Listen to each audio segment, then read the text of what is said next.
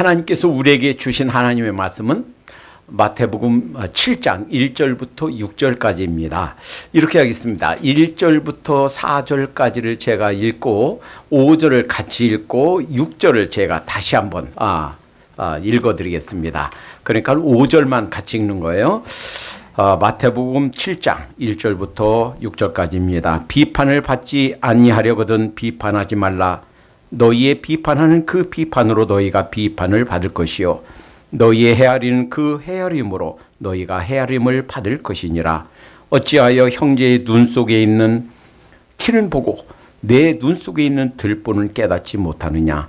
보라, 내 눈 속에 들보가 있는데 어찌하여 형제에게 말하기를 나로 내 눈 속에 있는 티를 빼게 하라 하겠느냐. 다 같이. 외식하는 자여 먼저 내 눈 속에서 들보를 빼어라. 그 후에야 밝히 보고 형제의 눈 속에서 티를 빼리라. 6절. 거룩한 것을 개에게 주지 말라. 너희 진주를 돼지 앞에 던지지 말라. 저희가 그것을 발로 밟고 돌이켜 너희를 찢어 상할까 염려하라. 오늘 말씀은 비판하지 말라는 뜻이 무엇인가? 흔히 비판 혹은 판단하지 말라 하는 뜻이 무엇인가에 대한 말씀이에요. 6장, 지금 우리가 마태복음 5장, 6장, 7장 산상수훈을 하나도 빼놓지 않고 차곡차곡 살펴보고 있습니다. 6장에는 주로 우리 개인, 내적인 모습에 관한 말씀이에요.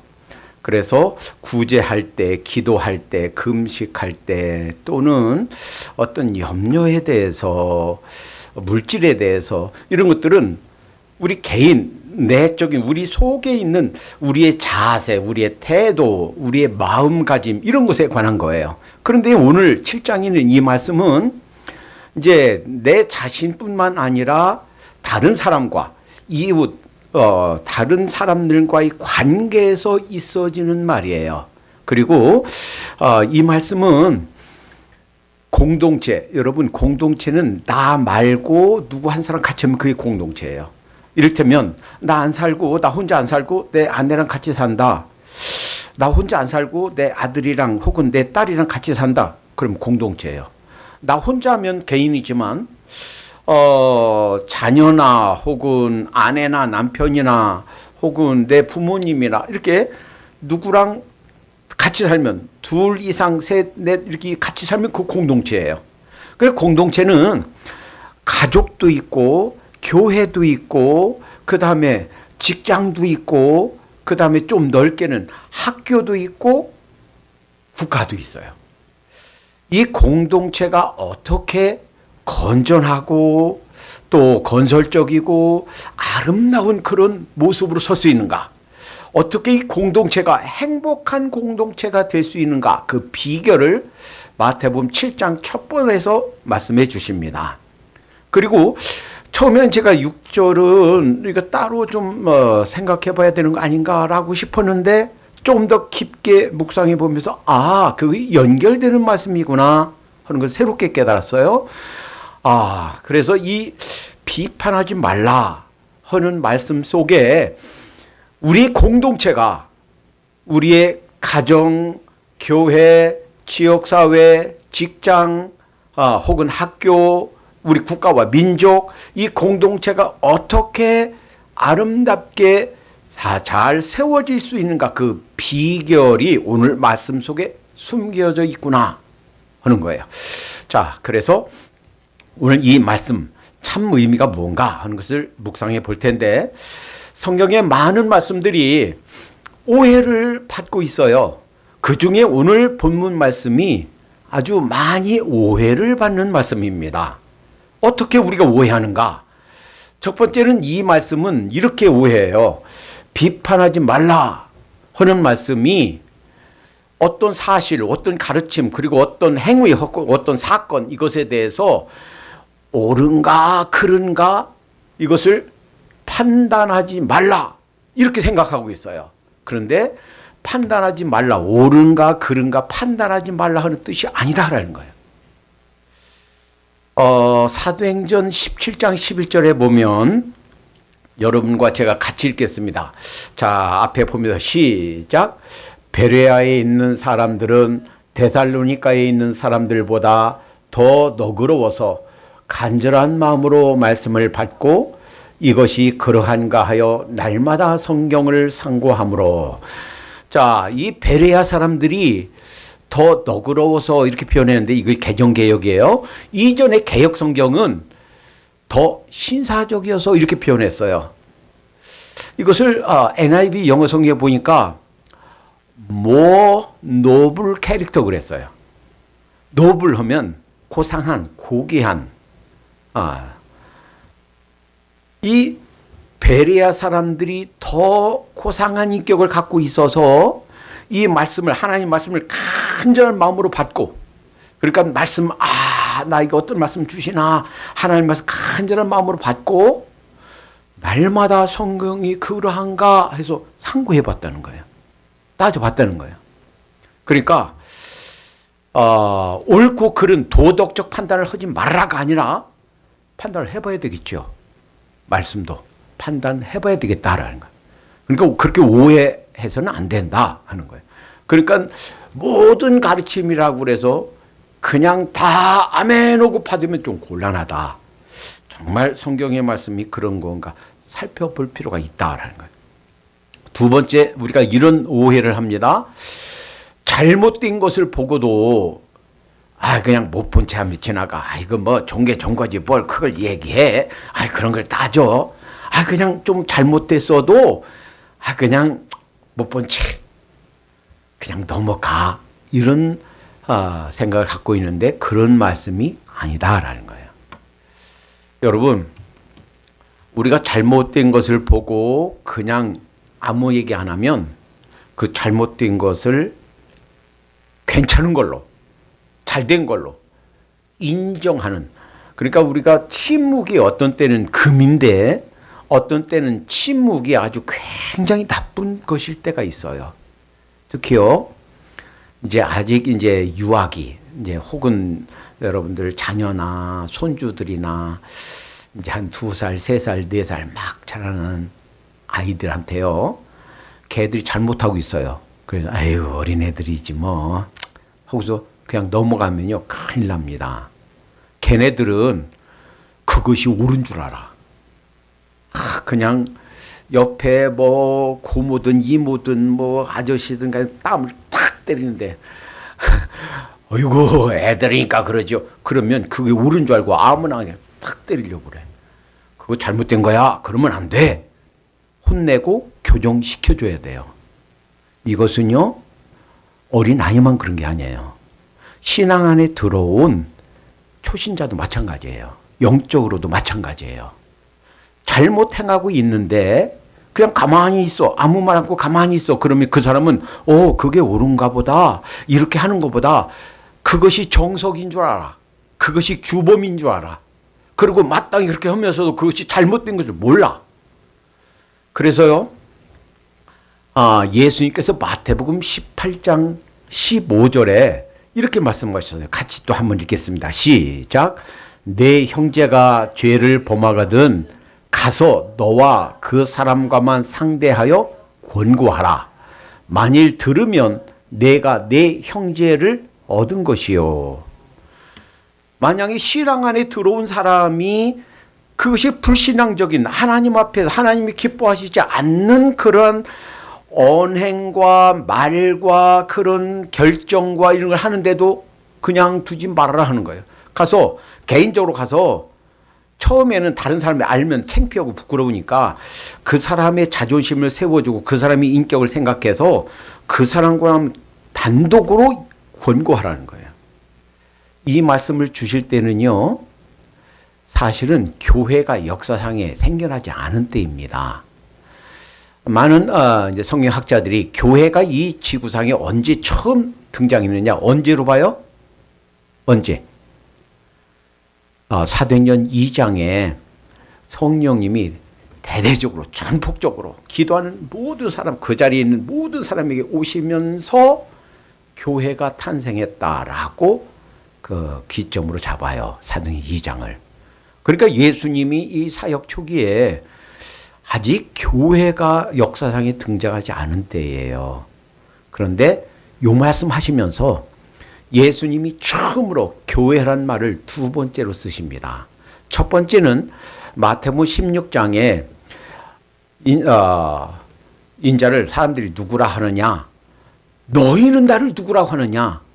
그래서 베드로가 얘기했죠. 주는 그리스도시요 살아가신 하나님의 아들이시니이다 라는 말씀을 듣고 칭찬해 주고, 내가 이 반석 위에 내 교회를 세우리라. 처음 교회란 용어 자체를 예수님이 말씀하셨어요.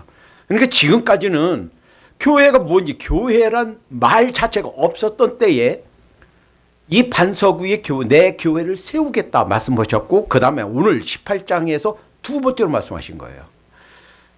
개인적으로 가서 잘못했으면 가서 권고해줘라. 이거 아닙니다.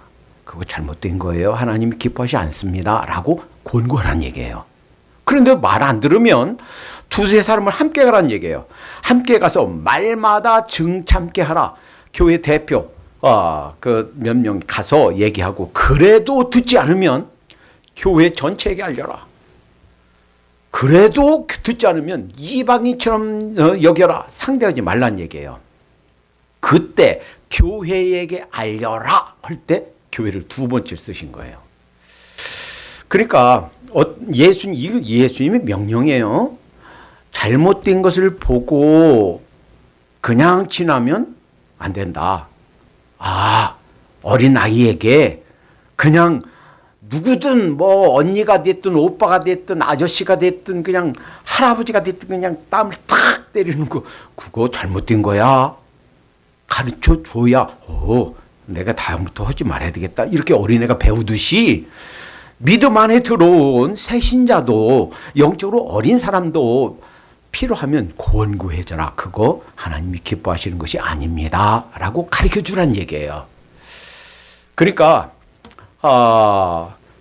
옳은가 그른가 이런 도덕적 판단을 하지 말란 얘기가 아니고, 또 잘못된 것을 보고서 그냥 넘어가라 하는 얘기가 아니고, 또 하나 잘못된 우리가 오해가 있어요.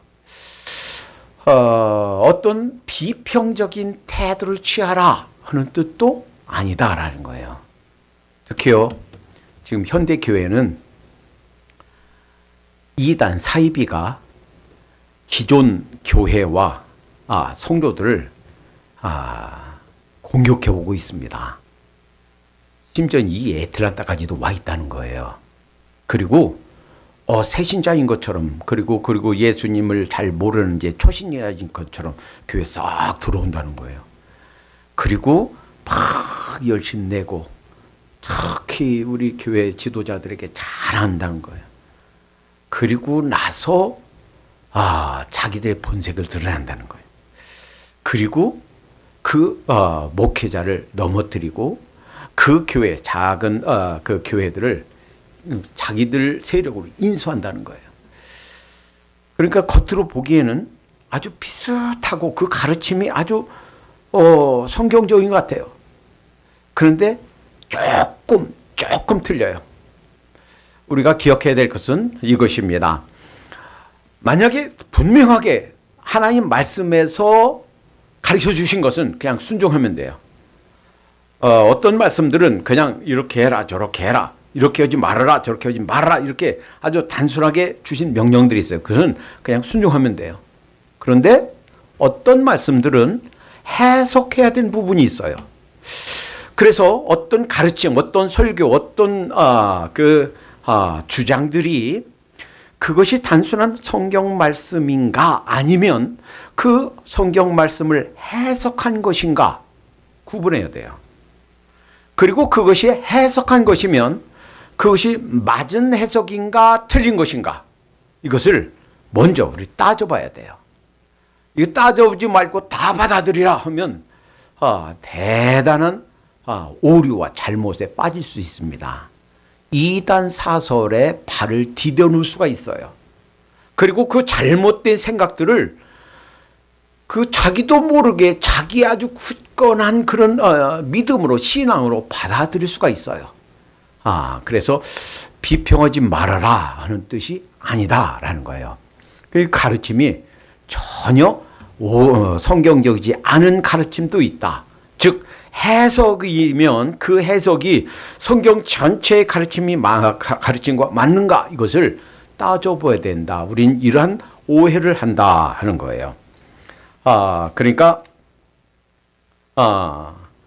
이 하나님의 말씀을 해석하는 것이면 우선, 그리고 내가 잘 모르면 먼저 믿은 사람들 이제 또는 우리 사역자들에게 틈나는 대로 이런 얘기를 들었는데 이게 맞나요? 라고 질문도 하고 토론도 하고, 그리고 성경 한 군데만이 아니라 전체적으로 살펴보고 하는 것이 필요하다 하는 거예요. 그러면 비판하지 말라 하는 것이 무슨 뜻인가? 이 말씀의 참 뜻은 무엇인가? 이걸 정리하면 첫째로 스스로 재판관이 되어 정죄하지 말라는 뜻이다라는 거예요. 오늘 말씀 비판하지 말라 하는 것을 영어로 보니까 NIV에 이렇게 표현하고 있어요. Do not judge. judge하지 말라 하는 거예요. 근데 judge란 단어는 우리가 여러분이 사전 찾아보면 명사도 있고 동사도 있어요. 명사로는 이 judge가 재판관, 판사, 심판 이런 말이에요. 그 동사로는 판결을 내리다, 비판하다 혹은 판단하다 하는 뜻이에요. 그러니까 이게 무슨 말씀이냐면 비판하지 말라, 판단하지 말라 이 말은 어떤 사람이 말하는 거, 어떤 사람의 행동 이것을 보고 내가 재판관 자리에 앉아서, 또는 재판관이 누구예요? 하나님이시잖아요. 조금 살펴보겠지만 재판관이 돼서 이거는 옳습니다, 틀립니다 하고 딱 정죄하는 그런 말을 하지 마라. 정죄하지 말아라. 자, 판결을 내리는 분은 누군가? 하나님이시다라는 거예요. 그래서 이 부분도 같이 읽도록 하겠습니다. 아예 두 말씀을 같이 읽어보겠는데요. 자, 우선 요한복음 8장 11절 말씀을 같이 읽겠습니다. 시작. 나도 너를 정죄하지 아니하노니 가서 다시는 죄를 범치 말라. 언제 하실 말씀이에요? 그렇지요. 이 가늠하다가 현장에서 잡혔어요. 그래서 이 여자를 질질 끌고 예수님한테 왔어요. 그래서 예수님을 시험합니다. 가늠하다가 현장에서 들켰는데 율법에 의하면, 구약 성경의 하는 말씀에 의하면 이런 여자는 어떻게 해야 돼요? 돌로 쳐라 라고 했죠. 그래서 다 돌 한 개씩 딱 들고서 시식대에 모았어요. 그런데 돌로 쳐라 하면 당시 로마의 지배를 받고 있었죠. 그럼 로마 정부의 허락, 그 황제의 허락 없이 이 사람을 죽이는 살인죄에 해당돼요.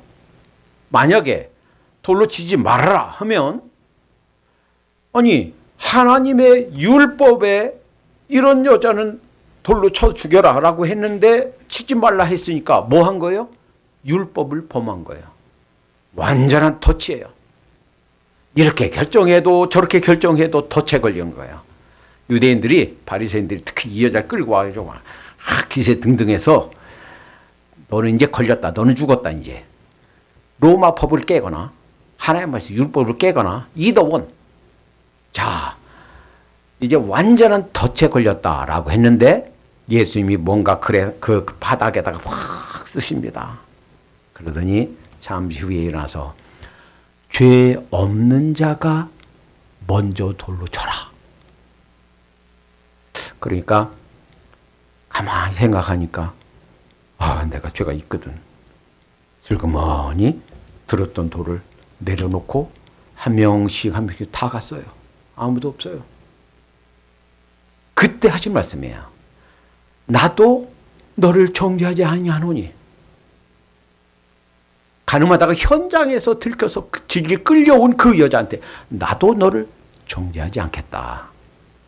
나가서 다시는 죄를 범치 말아라. 어떤 사람이 이 말씀을 묵상하다가 이렇게 얘기했어요. 참 예수님 시대를 잘 판단하셨습니다. 참 지혜가 있으십니다. 만약에 현대에 오늘날 그 똑같은 말씀을 하셨다면 이 여자는 돌 맞아 벌써 죽었을 것이다. 왜냐하면 현대 사람들은 자기가 죄가 있으면서도 마치 죄가 없는 양, 그래서 먼저 돌을 던져야 자기가 죄 없는 사람인 양 서둘러서 먼저 돌을 던졌을 것이다. 그래서 오늘 현대의 말에 이런 말씀하셨다면 벌써 그 여자는 죽었을 것이다. 그렇게 얘기를 해요. 예수님도 정죄를 하지 않았다 하는 거예요. 그러니까 혹시 우리가 우리 이웃에 그 누가 됐든 가까이 있든 멀리 있든 우리가 어떤 사람이 잘못을 보걸랑 저건 아니야 라고 하는 모습을 딱 보걸랑 먼저 돌을 던지기 전에 주님이 이 말씀을 생각하십시다. 나도 너를 정죄하지 아니하노니. 예, 정죄하지 않도록 하십시다. 그 다음에 또 말씀이 있어요. 야고보서 4장 11, 12절 말씀인데요. 같이 읽겠습니다. 시작. 형제들아 서로 비방하지 말라. 형제를 비방하는 자나 형제를 판단하는 자는 곧 율법을 비방하고 율법을 판단하는 것이라. 내가 만일 율법을 판단하면 율법의 준행자가 아니요 재판관이로다. 입법자와 재판관은 오직 한 분이시니 능히 구원하시기도 하시며 멸하기도 하시느니라. 너는 누구이기에 이웃을 판단하느냐. 그러니까 오늘 마태복음 7장 말씀은 야고보서 4장 말씀으로 다시 이것을 해석해야 돼요. 다시 이것을 부연 설명한 말씀이에요. 우리가 정죄하면 그거 잘못이야 라고 정죄하면 우리가 스스로 재판관이 된단 말이에요. 하나님의 위치에 서는 거란 말이에요. 입법자, 판결자, 재판관은 하나님이시다라는 거예요. 그래서 예수님도 나도 너를 정죄하지 않는다 그랬어요. 그러니까 이 스스로 판단하지 말라 하는 얘기는 스스로 하나님처럼 입법자가 돼서 재판관이 돼서 이거 맞아 틀려 이거 이렇게 그렇게 하면 죄야 라고 정죄하지 말아라 라는 거예요. 그러니까 그러면 정죄하면 우리가 재판관 입장이 되면 왜 율법을 범하는 것이 되냐면 율법에 그렇게 말씀하셨어요. 레위기에 내 이웃을 내 몸처럼 사랑하라. 사실 예수님이 마태복음 22장에서 하신 말씀이 그냥 나온 게 아니라 벌써 레위기에서 주신 말씀이에요. 그것을 다시 한번 예수님이 상기시켜 주신 거예요. 그리고 구약에는 모든 율법을 요약하면 첫 번째는 내 마음과 뜻과 생명을 다하여 주 너희 하나님을 사랑하라 하는 것이고, 그 다음에 둘째는 내 이웃을 내 몸처럼 사랑하라 하는 이 두 말씀의 모든 율법, 이것이 요약되어 있다라고 다시 재해석해 주셨어요. 그런데 내가 재판관 입장이 돼서 그 사람을 정죄하면 아이고 뭐 그 나이에 아이고 그렇게 신학생활 하면 그런 말을 하면 이렇게 정죄하면 우리가 스스로 입법자가 된다. 그러지 말아라. 그러면 스스로 율법을 깨는 것이 된다. 구약에서 주신 하나님 말씀을 이 율법을 깨는 것이 된다 하는 거예요. 자, 그러니까 스스로 우리가 재판관이 되어서는 안 되겠습니다. 그러니까 정죄하지 말아라 하는 뜻이고, 두 번째, 우리가 어떤 사람들을 정죄하면 곧바로 이어서 나오는 것이 그 사람에 대한 비방과 공격이에요.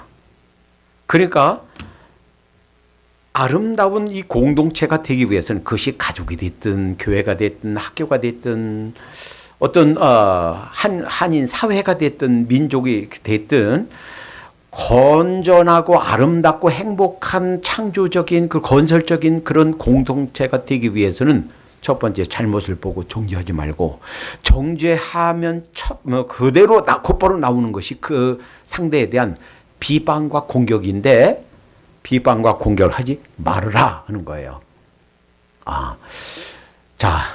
그래서 야고보서 3장 2절에 이런 말씀이 있어요. 이것도 같이 한번 읽겠습니다. 시작. 우리가 다 실수가 많으니 만일 말에 실수가 없는 자라면 곧 온전한 사람이라. 그러니까 이런 말씀이에요. 어떤 사람이 아이고 나는 말 실수 안 씁니다. 그 사람은 자기가 어떤 사람인지 잘 모르는 거예요. 우리가 말 실수 않는 사람이 없대요. 성경의 선언이에요.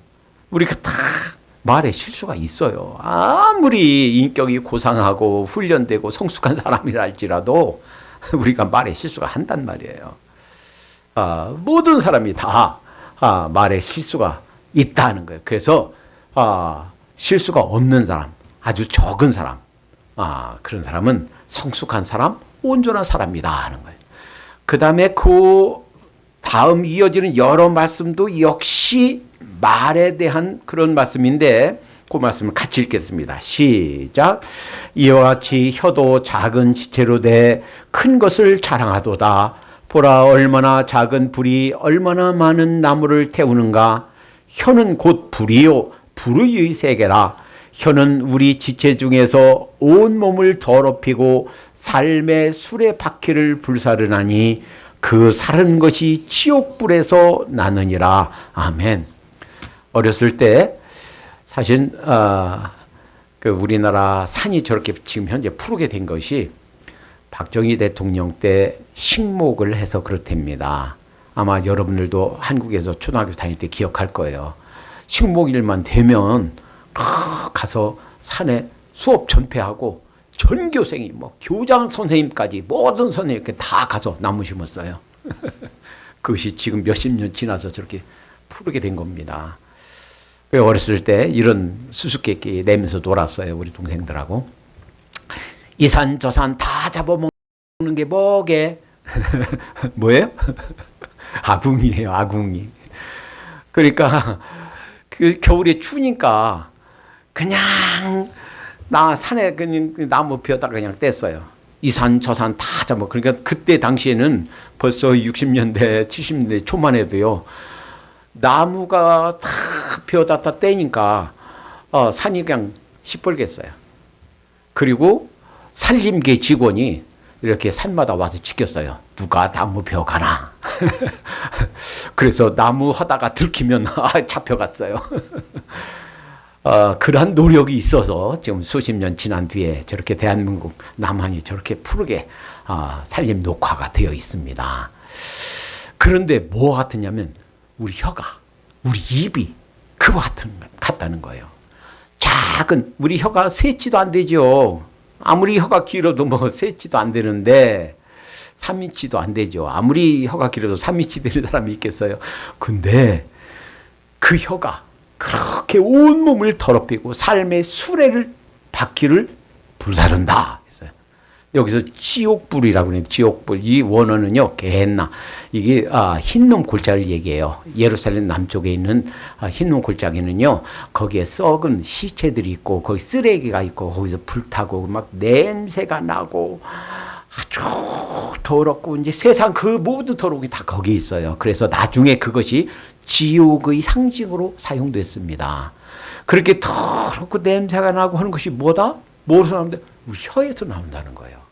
생에 수레바퀴를 불사른다. 그러니까 수레바퀴는 뭐예요? 계속 돌아가요. 우리 인생이 계속 진행되는데 계속 어려움을 주고 나에게 사실은요, 내가 나를 찌르는 거, 내가 내 인생을 어렵게 만드는 거, 내가 속한 그 공동체를 그렇게 어렵게 만드는 거 무엇인가? 내 혀라는 거예요. 내 말이라는 거예요. 이거 얼마나 중요한가 하는 거예요. 정죄하면 곧바로 나오는 것이 비난과 공격인데 그거 하지 말아라 하는 거예요. 이 말이 얼마나 중요한가 하는 거예요. 그래서 야고보서 3장 8절에 이 부분 같이 읽겠습니다. 자, 다 같이 시작. 혀는 능히 길들일 사람이 없나니 쉬지 아니하는 악이요 죽이는 독이 가득한 것이라. 여러분, 말에는요, 사람을 살리는 말도 있고 사람을 죽이는 말도 있어요. 내 자신을 살리는 말도 있고 죽이는 말도 있어요. 그래서 잠언서에 말이 죽고 사는 권세를 가졌다 그랬어요. 여러분, 말하면요, 말이 그대로 이루어져요.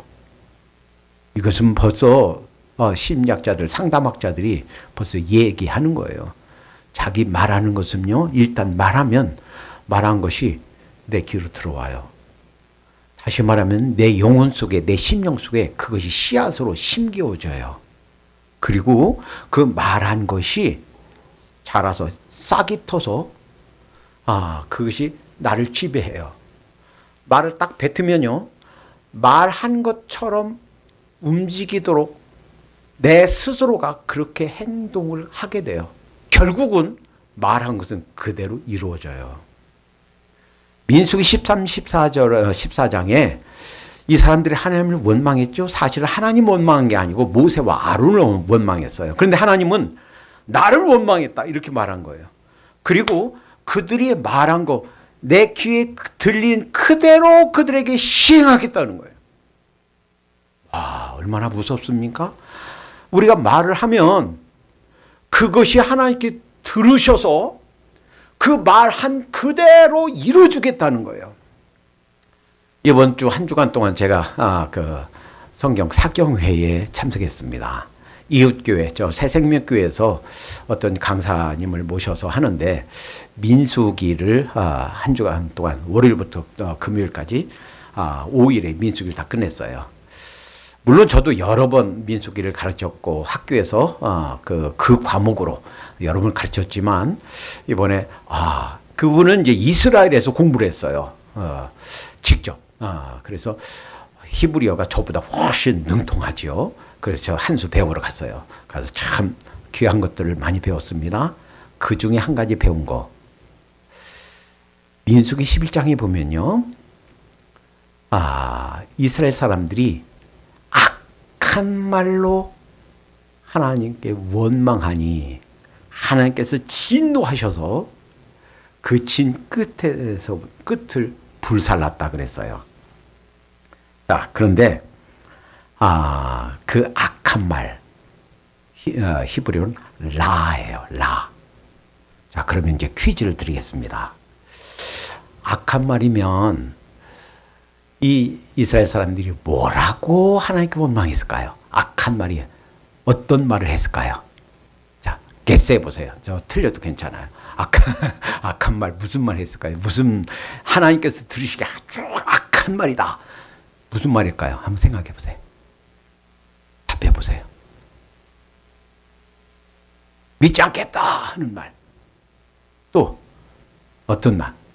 악한 말, 하나님이 막 진노하시는 악한 말이 뭐였을까요? 예?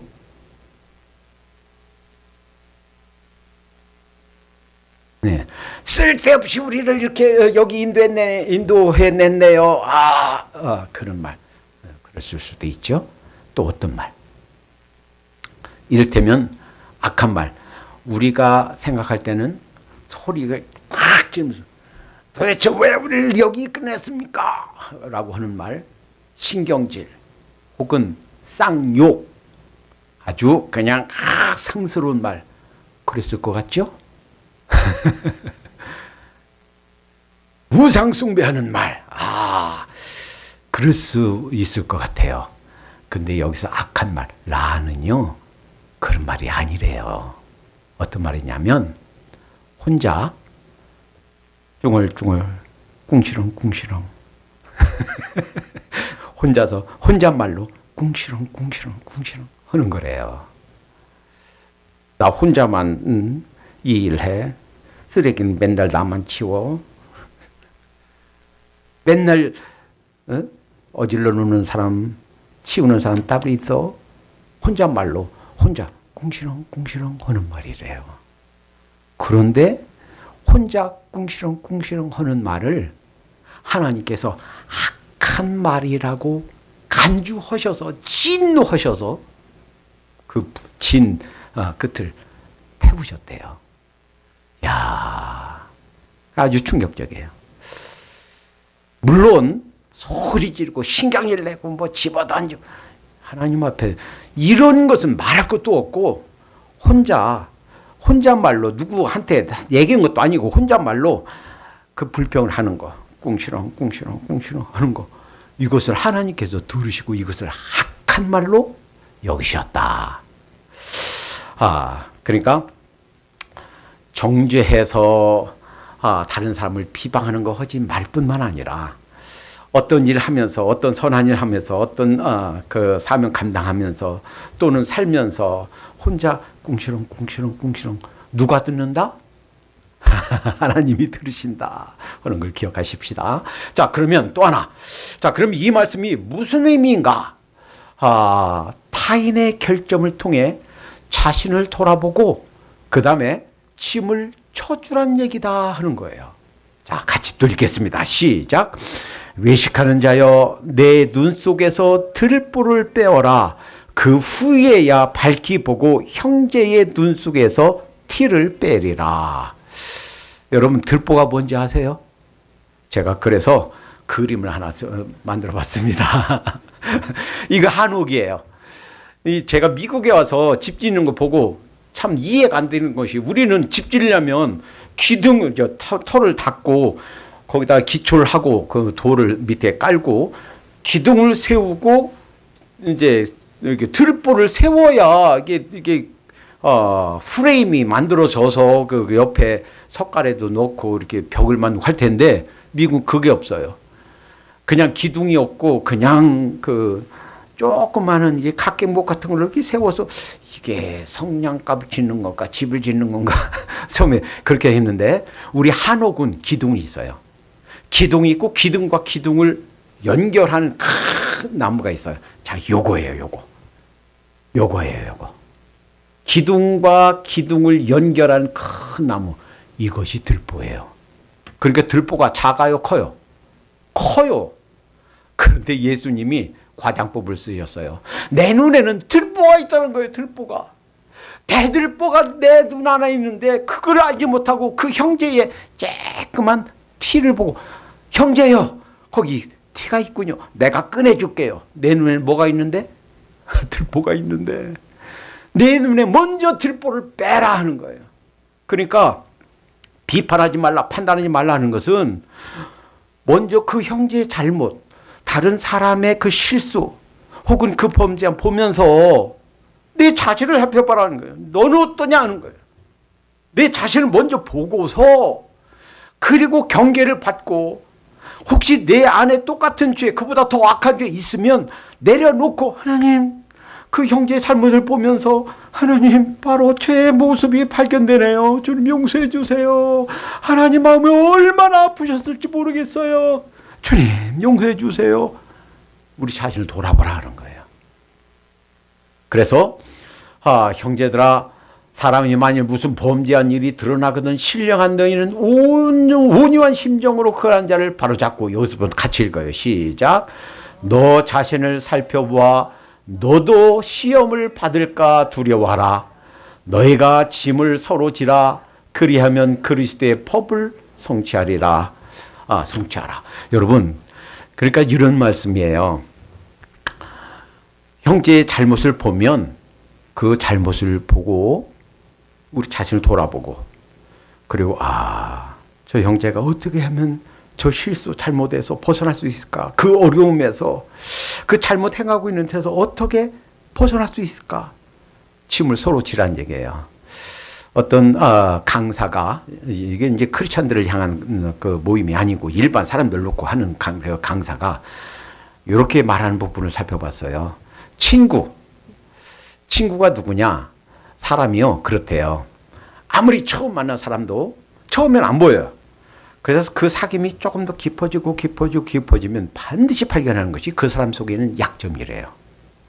저건 아닌데 하는 약점이 딱 보일 때 그 약점을 보고, 아이고 저런 약점이 있으니까 난 가까이 안 해야지 하고서 외면하고 떠나면 그건 친구가 아니래요. 그냥 아는 사람일 뿐이지. 친구는 어떤 사람이 친구인가? 그 사람의 결점, 그 사람의 약점, 그 사람이 가지고 있는 흠, 이것이 보면 아, 내가 감당해줘야지. 내가 어떻게 그 어려움을 내가 나눌 수 있을까? 대신 짐을 져주는 사람이 친구래요. 그냥 외면하고 못 본 채하고 떠나는 사람은 친구가 아니라 그냥 아는 사람이래요. 여러분, 하나님께서 우리를 때로는 가족으로, 때로는 한 식구로, 때로는 한 교회, 이런 공동체로 묶어주신 것은 그냥 그 잘못된 거 보고 외면하라고가 아니라 그 잘못된 것을 보고 그 흠을 보고 같이 져줘라. 짐을 같이 나누어지라. 라고 맺어주신 줄로 믿습니다.